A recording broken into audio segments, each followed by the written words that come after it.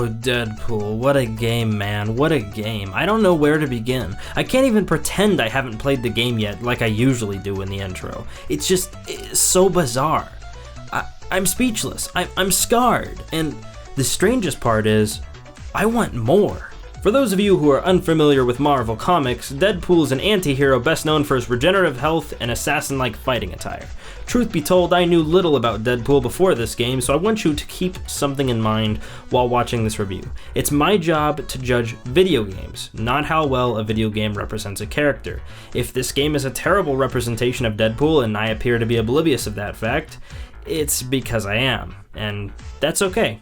I'm a game reviewer after all, not a comic book vlogger. If you want an analysis of how well Deadpool is represented in this material, well, look elsewhere.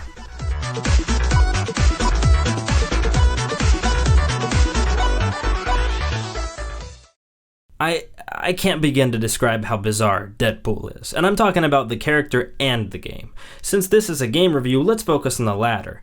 Deadpool breaks the fourth wall. No, strike that.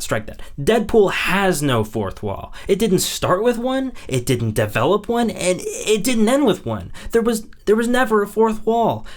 There was practically a constant open dialogue between the player and the game. Well, more specifically Deadpool. No, really, he talks to you constantly, always referring to you as the player.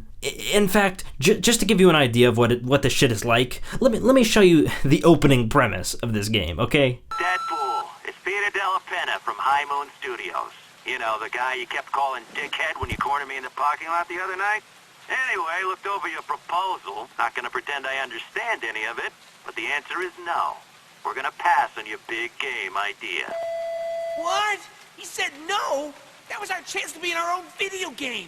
Maybe we shouldn't have written the proposal in crayon. Relax.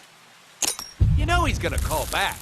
Oh, yeah, because of the... Deadpool! Hey, it's Peter. You know, dickhead. Remember when I called you earlier and told you no? I'm such a joker, because I meant yes, of course. The new proposal you sent over this morning went off with a big bang in the office today. Genius. Just genius. So, sum it up, congratulations.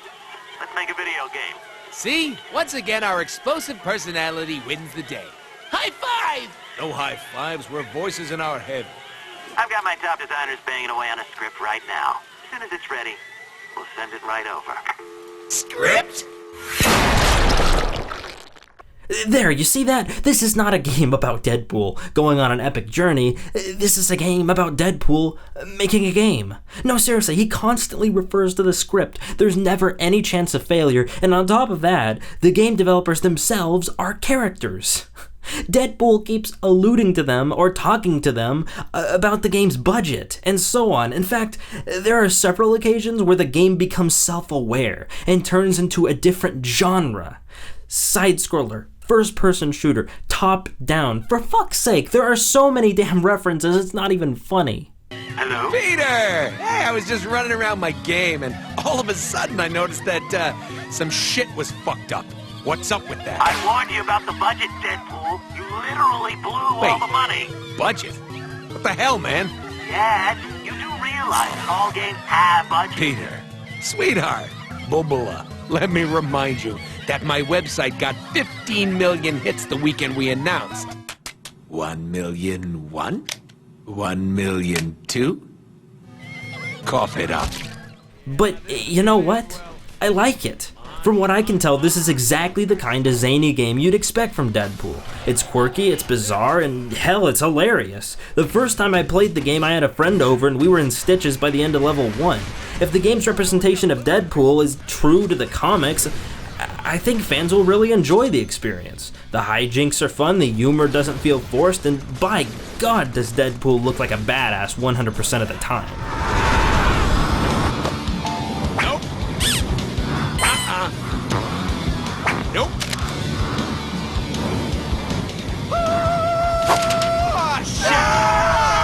Anyways, bizarre nature aside, Deadpool is a game, and I do need to give complaints where complaints are due. First off, rough edges. Some aspects of Deadpool have the all-too-common, unpolished feel, and a few bits are downright janky to say the least. Textures not loading, cutting corners on animation, sloppy invisible wall placement, that sort of thing. But to be fair, none of this really pulls you away from what the experience is supposed to be. Clearly the designers wanted us to suspend our disbelief from the very get-go, so little flaws in the game's design will go heavily unnoticed by the average player. Personally, I'd say the largest flaw is replay value, or lack thereof. The campaign is between 4 and 8 hours long depending on your skill level. There really isn't a lot of content, and a couple missions have pretty boring level design. You can tell near the end the developer started giving into the unholy sin of difficulty padding. That's when you up the difficulty on certain segments in a last-ditch effort to add playtime to the campaign. After you finish the campaign, there really isn't much else to do. Extras, challenges, just typical bonus stuff, nothing too exciting. At least the developers seem to know their game is relatively short because it was priced at $40 at launch on Steam, while most games are priced at $60 and sometimes $50. That was a smart move, but personally, I wouldn't spend half that much.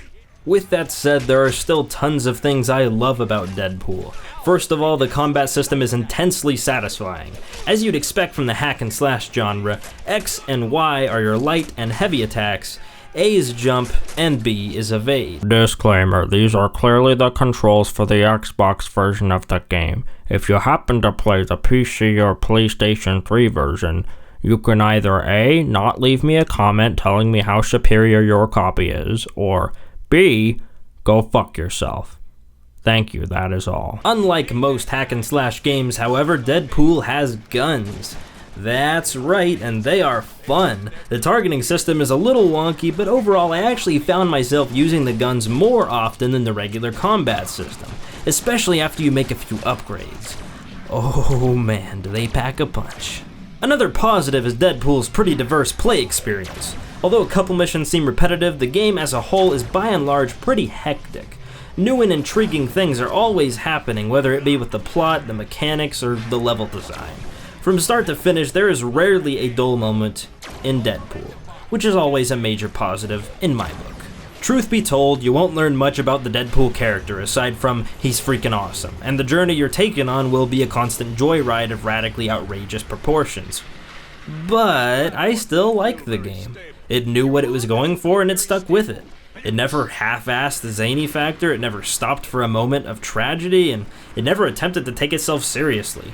Deadpool was a never-ending ride of what-the-fuck moments from beginning to end, managing to overcome some major flaws that might have ruined any other game. In the end, Deadpool was above average. Nice try, Wheel. There are no cows on Genosha.